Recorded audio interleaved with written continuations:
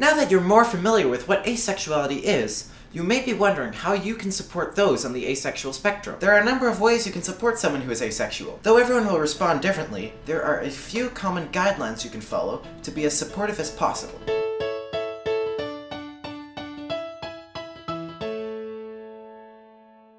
When learning someone is asexual, it's easy to define them solely based on their sexual orientation, and apply common stereotypes to them based on that trait alone. Though it may be difficult, recognizing that asexuality is merely one characteristic of someone is key to understanding and supporting them. They may find their asexuality extremely important, somewhat important, or entirely irrelevant to their personality.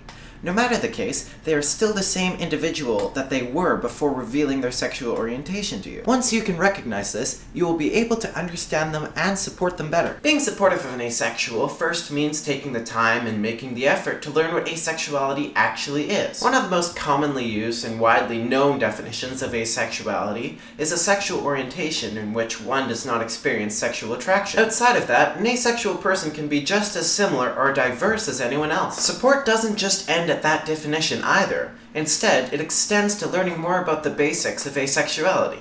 Of course, depending on your comfort level, which can include learning how one's sexual orientation can be separate from one's romantic orientation, how asexuals can still have a libido, masturbate, and experience arousal, and how one's sexual behavior does not invalidate their sexual orientation. Once you know that basic information about asexuality, you can then begin to learn the more intricate details of asexuality and what it entails. This can include learning about the spectrum of asexuality, which includes asexuality, gray sexuality, and its subsets, learning about how sexual attraction and sexual desire do not necessarily overlap for those on the asexual spectrum, and learning about the different types of meaningful and fulfilling relationships that can be formed without sex. All of that is only basic information about asexuality that anyone can take the time to learn.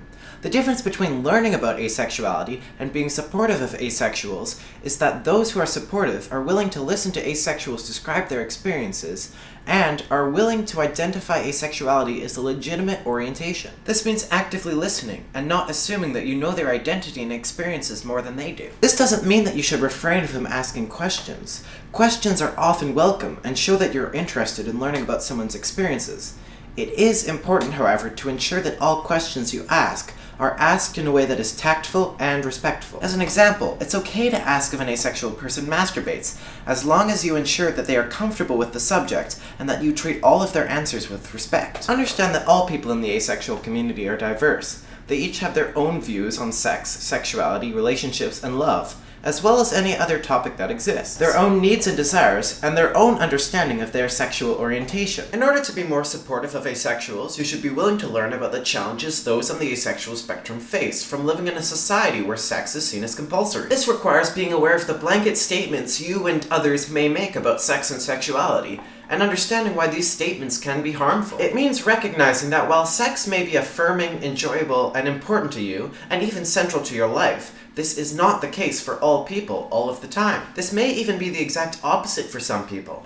And there's nothing wrong with those people for feeling that way about sex. It means realizing that the concepts of love and intimacy can and do exist outside of sexual attraction and sexual relationships. Because of the constant statements that contribute to the erasure of the asexual experience, it's important for supporters to make asexuals feel welcome and included in any space where sexuality is seen as validation for being a happy, healthy, and functioning human being. One of the most important things supporters can recognize is that although asexuals don't face overt legal discrimination as a group, nor do they suffer from blatant hatred from mainstream groups, that doesn't mean that the challenges they do face are any less afflicting or hurtful. It means realizing that the main issues asexuals do face, invisibility and erasure, are harmful enough to break a person down, have them question their self-worth and their ability to love, cause them to feel inferior and broken, isolated and alone, and make them to feel that their life isn't worth living, because they don't experience the feeling that all humans are led to believe they should feel. A supporter recognizes these challenges and realizes that even in places where asexuality is known about, its legitimacy is often marginalized by people who refuse to accept that it exists. People who prescribe reasons such as sexual abuse, repression, unattractiveness, or other psychological issues to explain asexuality. Being supportive of those on the asexual spectrum means knowing that, because of consistent erasure and harmful misconceptions, asexuals do need a place where they are accepted and supported. It means recognizing that it's acceptable for you, as a supporter, to learn as much as you can about asexuality and ask questions, but not in any way that would be condescending or make a person feel uncomfortable. Being supportive means making asexuals feel welcome and included in spaces where they may be ignored and feel out of place. Most importantly though, being supportive of asexual people means letting them know you're willing to listen, learn, accept, and support them as they are, and then actually following through on that. In this last episode, we discussed a few ways in which people can be supportive of asexuals, by first going over a number of common responses people receive while revealing new information about themselves to those they know. Following that, we discussed a few general rules of thumb that people can use to be supportive of asexuals. First is learning the definition and general information about asexuality. Second, taking time to actively listen to asexuals and ask them questions in a genuine and respectful manner. Third, recognizing the issues asexuals face due to sex being centralized in the world we live in. Finally, being supportive means providing a safe space where asexuals are fully accepted and supported for who they are. This episode brings our first season of Everything's A-OK to a close.